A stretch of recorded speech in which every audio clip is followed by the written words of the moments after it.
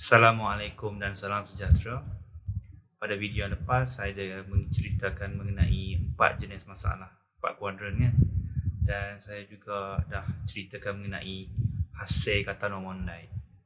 Jadi dalam video ni saya nak ceritakan mengenai balance 3 kuadran lah, iaitu sete kata no mondai, ammoku kata no mondai dan sozo kata no mondai. Sete kata no mondai ni, dia adalah problem yang bila kita tahu genjo, tapi kita tak tahu ataupun kita kena improve kita punya arubeki segata. Dalam daily life kita pun banyak masalah yang kita tak clear kita punya arubeki segata. Contoh kita nak jaga kesihatan kita jogging kan. Berapa jauh kita nak jogging? Ketika kita tak ada target, kita just jogging je kan. Kita tak boleh nak measure kita punya target tu kan. Kita punya result tak nampak gap berapa banyak kan. So mungkin kita tak konsisten kan kalau kita tak ada target kan. Jadi selalunya kita akan set temporary target ataupun target yang kita nak lah. Dalam sete kata no mondai ni dia ada 3 jenis. Yang pertama, stretch mukyo sete kata no mondai. Masalah yang kita kena stretch target kita kan. Contohnya kita nak sales double, quality jadi lebih baik, so kita kena reduce reject pada separuh kan.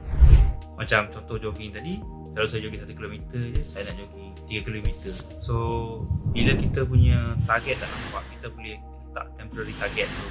Dan kita nampak gap, kita usaha sampai situ dulu, kemudian kita stretch lagi target kita. Tapi yang penting kat sini, dengan ada temporary target tu, kita nampak gap. Jenis yang kedua pula, dia bagi kikang tang shuku sete kata no mondai. Masalah yang kita kena pendekkan lead time kan. Contoh, saya lari 3 km, saya lari dekat setengah jam kan. Okay, saya nak kena bagi cepat lagi kan. Saya nak jadi 15 minit kan. So it depend kat kita lah. Kita nak pendekkan masa setakat mana kan. Dan benda ni selalu digunakan dalam manufacturing kan. Nak pendekkan masa, dan R&D lah kan. Selalu 6 bulan kan. Kita nak pendekkan jadi 3 bulan. Or system development, setahun punya projek, macam mana kita nak pendekkan 6 bulan. Dengan pendekkan period ni, kita akan nampak gap yang totally different kan. Dan cara penyelesaian pun akan lain kan. Dan yang ketiga ni, aimai na shourai no mondai. Maksudnya masa depan yang fuzzy lah, yang tak clear. Contoh macam sekarang pun COVID, kita tak nampak apa perubahan benda ni terhadap market, terhadap psikologi market kan. So benda ni menyebabkan kita tak nampak ada risiko. Benda ni juga dalam daily life kita pun ada juga kan, dalam kehidupan manusia. Contoh nak grab, bagi kerja kan, dapat kerja macam mana, tak pun dah nak pension kan, lepas pension nak buat apa kan. Benda tu tak clear kan. So benda-benda ni memang ada dalam daily life. Problem-problem ni masuk dalam kategori ni lah kan, di mana kita tahu keadaan kita dan future tak clear kan. So sebab tu tak nampak gap dan kita tak boleh nak selesaikan. So kita kena buat set, macam saya cakap ni, untuk problem ni macam mana kita set temporary ataupun step yang kita nak buat untuk bagi nampak target. Bila nampak target, baru kita nampak gap, baru kita boleh move ke depan. Macam mana kita nak create tangga tu, yang tu yang penting dalam sete kata no mondai. Satu lagi dalam sete kata mondai ni yang penting adalah dia terlalu banyak elemen. So kita kena bagi nampak semua elemen tu, dan kita kena pilih elemen mana yang paling related dengan masalah tu, yang kita boleh selesaikan tu kan. Kita tak boleh selesaikan semua kan. So kita nak fokus kat mana, kita nak improve kat mana. Dengan fokus kat bottleneck, improve benda tu, kita dapat capai matlamat tu. So kat analisis yang cari proses kan, bagi nampak proses dan bagi nampak bottleneck itu penting dalam problem-problem macam ni. Kita masuk ke ammoku kata no mondai. Ammoku kata ni, yang poin yang penting adalah genjo dia tak clear kan. Kenapa genjo tak clear? Sebenarnya disebabkan oleh 3 sebab. Satu adalah culture lah, culture dalam organisasi tu, dalam company kan. Contohnya kalau kita bawa bad news ke bos marah ke, kalau bagi tahu benda yang tak elok kena buang ke, ataupun disalahkan ke kan. So benda-benda ni menyebabkan decision maker tak nampak genjo, tak nampak benda yang betul, sebab maklumat yang benar tak naik ke atas. Sebab yang kedua adalah masalah skill set ataupun teknikal yang tak cukup, menyebabkan tempat tu tak boleh nak analisis genjo. Dia tak tahu, so tak apalah, kita biar je, menyebabkan layer atas tak nampak genjo. Dan sebab yang ketiga adalah resources lah. Tak cukup resource, tak pun capacity kan. Orang yang buat kerja tu busy, terlalu busy sampai tak boleh analisis genjo. Ini menyebabkan genjo tak clear. Amor Fugata ni selalunya banyak melibatkan organisation lah. Yang menakutkan dia, masalah dia bukan dia genjo tu dia tak nampak. Organisasi tu dia ingat dia nampak genjo, dia tahu. Tapi sebenarnya dia faham genjo yang salah, menyebabkan gap yang nampak tu salah dan menyebabkan masalah tak selesai lah kan. Ini adalah masalah-masalah yang menyebabkan syarikat kan bankrupt kan, tak boleh nak maju kan. Sama lah juga dalam level negara-negara pun kan. So banyak bila masalah ni tak naik ke atas, tak nampak, akhirnya setiap decision making tu tak selesaikan masalah. Untuk problem ni macam mana nak bagi nampak genjo tu kan, macam mana nak kerja create culture yang nampak kan, yang segala-galanya dilaporkan dengan baik dan segala number tu nampak jelas. Ini adalah poin yang penting untuk selesaikan masalah Amor Fugata nombor 9. Untuk masalah macam ni selalunya kat syarikat kan, saya cadangkan gunakan KPTO ni. K ni keep apa yang kita buat sekarang yang okey kan. P ni problem, apa problem yang ada, dan T ni apa yang kita boleh try.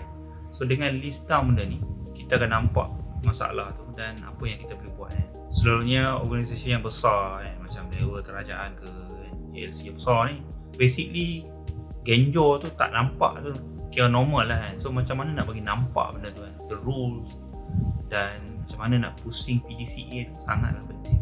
Dan kuadran yang keempat adalah Sozo Kata no Mondai ni kan, genjo pun tak nampak dan Arubeki Segata pun tak nampak.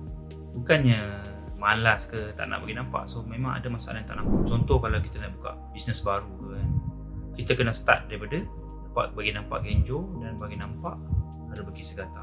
Masa saya Kikaku dulu kan, corporate planner, kita nak buka division baru, bisnes baru, memang tak nampak apa, nak kena read market kan. So selalunya bisnes Arubeki Segata pun kita panggil scenario planning kan. Masa depan ni dia bukan ada satu je parameter dia kan. Contoh kalau kat negara kita pun kita tengok, kita depend dengan harga minyak kan, mungkin dolar. So banyak parameter yang boleh mengubah masa depan. Sebagai corporate planner, kita kena fikir few senario yang berlainan bagi nampak kan. Setiap senario tu apa yang kita kena buat. Bila berlaku senario ni, buat plan A dan plan B, plan C. Dan juga kita panggil contingency plan. Contingency ni kita prepare lah kan. Kalau jadi macam ni kita buat, kalau jadi macam ni kita buat macam ni. Benda ni berlaku dalam Sozo Kata Mondai kan. Selalunya kita nak buka, ataupun kita nak develop bisnes baru kan, tak semestinya kita nampak apa yang kita nak buat tu.